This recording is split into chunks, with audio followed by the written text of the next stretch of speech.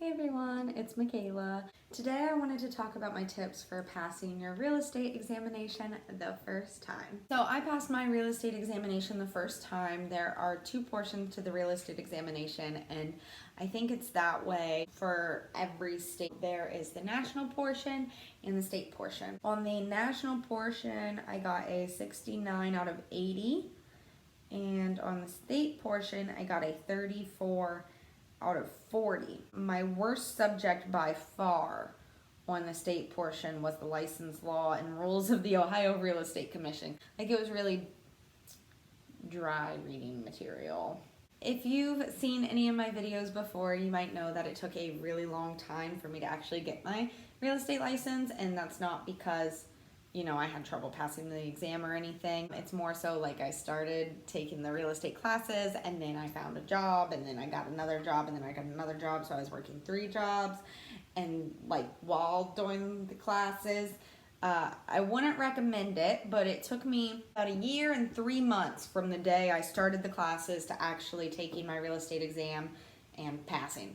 It could have been done in 3 months. Truthfully, the classes themselves, at least in Ohio, you need 120 total hours of time. So that is actual hours spent with the material. And the courses I took were online, and they had a timer. Not gonna lie, it's the same thing as in regular class. You can kind of take a nap every now and then while the timer is counting down.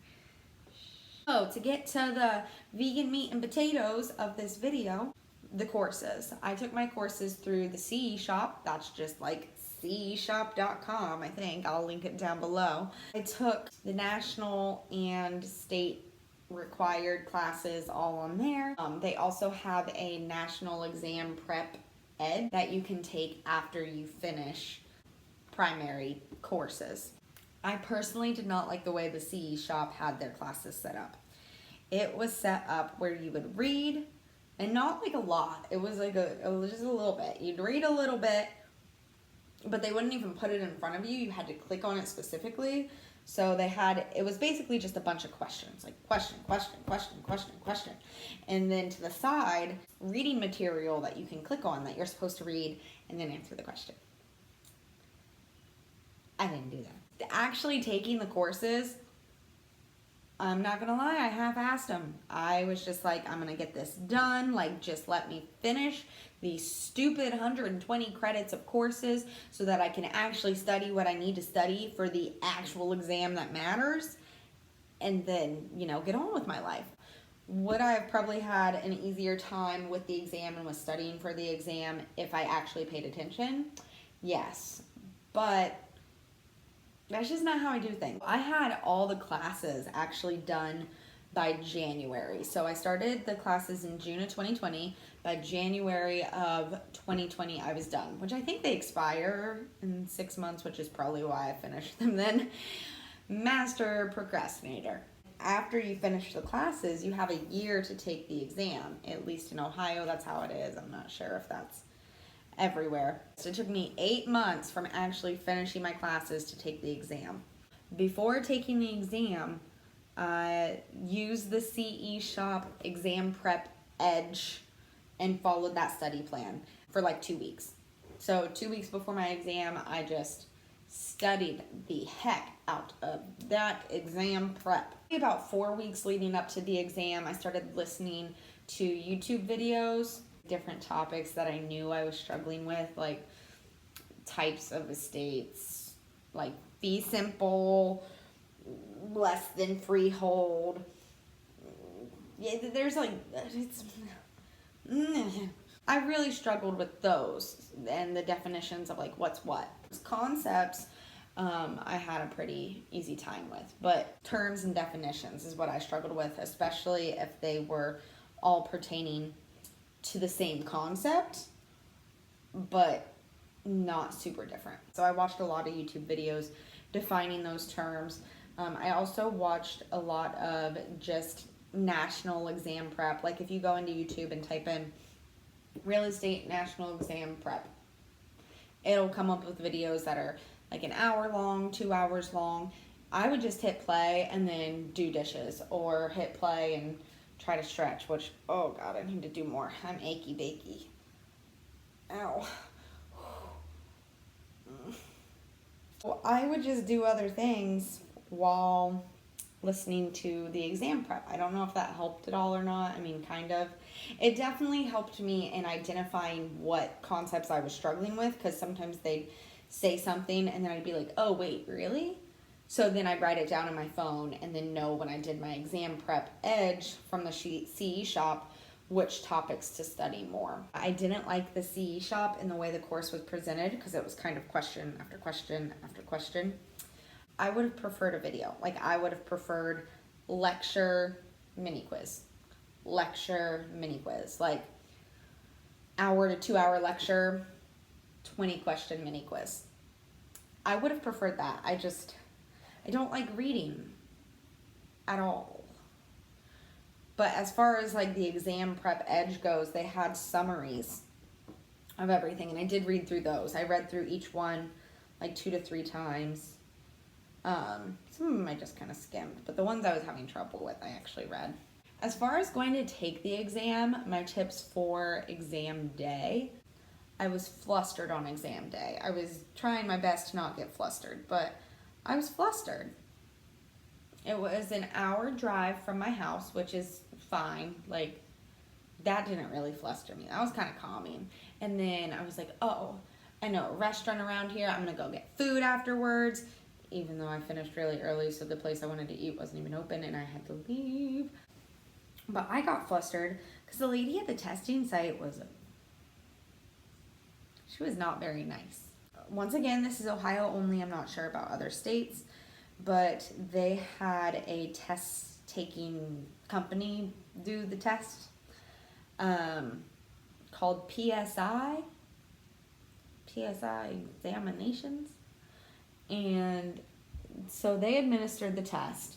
It was their staff, their location, their whole thing. So you can take a bunch of different tests there through them.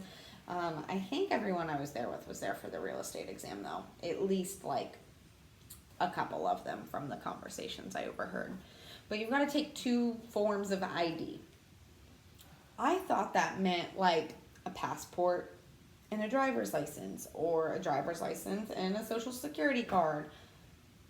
That's what I thought. That's what I think of as ID.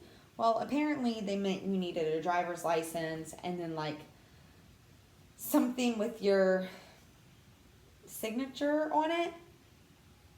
And I was like, well, my passport has my signature on it, so can't you take my driver's license and my passport? Like, I literally rolled up with like my driver's license, my social, my birth certificate, and my passport, because I didn't want to have any issues. I rolled up with all of them. And they were like, no, we can't take any of these, just your driver's license. And then we need like a bill with your address and your signature. I was like, what? And they were like, or like a debit card with your signature so we can verify your signature. I was like, shit, you want me to sign a piece of paper and verify my signature? Like, I don't know. It's a bunch of scribbles anyway. I don't even carry a debit card. I have a credit card. And so they were like, yeah, that'll work. Just sign the back of your credit card. So I'm looking, and it's an American Express card. And if any of you have American Express cards, you know that they're just a little odd as far as like credit cards go. I love my American Express cards, but they're just a little odd. And so I'm looking, I was like, I've never even signed a card before. Even my debit card I didn't sign. I don't sign them. And so I was like looking, she was like, sign it right there. I was like, but that's my card number. How am I supposed to sign there? That's my card number. She was like, just sign it. It says sign. I'm like, I don't want to sign it. That's my card number. And then so she was like, oh, Lord Jesus, like being all mean. And I'm just like, just let me take the exam. And so, and she took it and she put a piece of Scotch tape over it, and then I signed the Scotch tape. But that's what I'm saying. Like, it was just, she was just making me upset because I was trying to tell her I didn't want to sign my freaking card because the card number was there. I didn't want to sign on top of my card number. That just like, it didn't make sense to me. But instead of being she could have just you know, explained nicely, like, I don't know. It pissed me off because I was going to take an exam, and you know, if you're going to take an exam, you want to feel pretty confident. Like, you want to feel like, oh yeah, I got this. I studied the material. I'm a smart person. I know what I'm doing. I'm going to be the best realtor in the world. And then I get there and she makes me feel like an idiot because I don't even know how to sign the back of my credit card. Like, how am I supposed to pass a real estate exam when I can't even figure out how to sign my credit card? So it made me feel like butthole. So I wasn't going in very confident. I was kind of going in shaking from anger and hungry. I was going in shaking from anger and really hungry and really thirsty and having to pee, but I couldn't figure out how to ask them to pee. Maybe, okay, so the recommendation from this. The recommendation is call the testing center before you go and just ask them what they need. Like, ask them what their protocols are. Just talk to them, get to know them, let them get to know you. Because that was the worst part. Like, it was the worst. I don't know if I'm just an idiot. I don't know.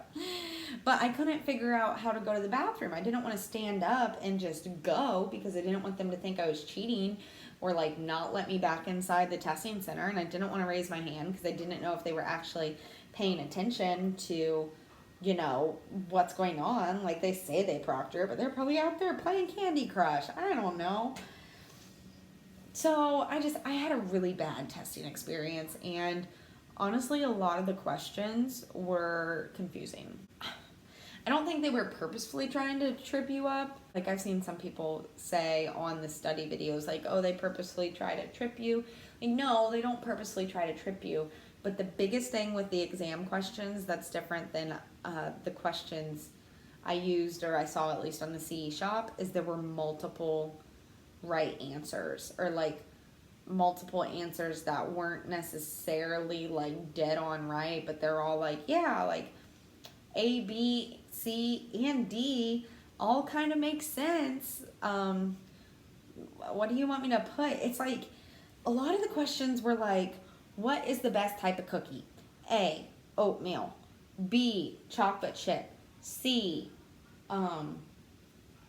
the double chocolate, and then D would be like peanut butter. They're all really good cookies. But which one's the best cookie in the eyes of the real estate board? D, it's peanut butter. I don't know if this has been helpful to anyone at all. But if it was, let me know in the comments down below. Be sure to leave a like, subscribe for more content. Mostly real estate stuff right now. I have a lot of other stuff on my channel if you want to see me just being weird. Let me know any questions that you might have in the comments down below, anything I didn't cover in this video that you're curious about, and I'll be sure to either let you know in the comments down below or make a video addressing it. Truthfully, the real estate exam is not like that hard. Like, it's not impossible to pass on the first try with average effort, I would say. I don't feel like I studied super hard for it. I mean, I studied, for sure. I studied. But it wasn't, like, grueling. I hope you all have a great day, and I'll see you in my next video. Bye.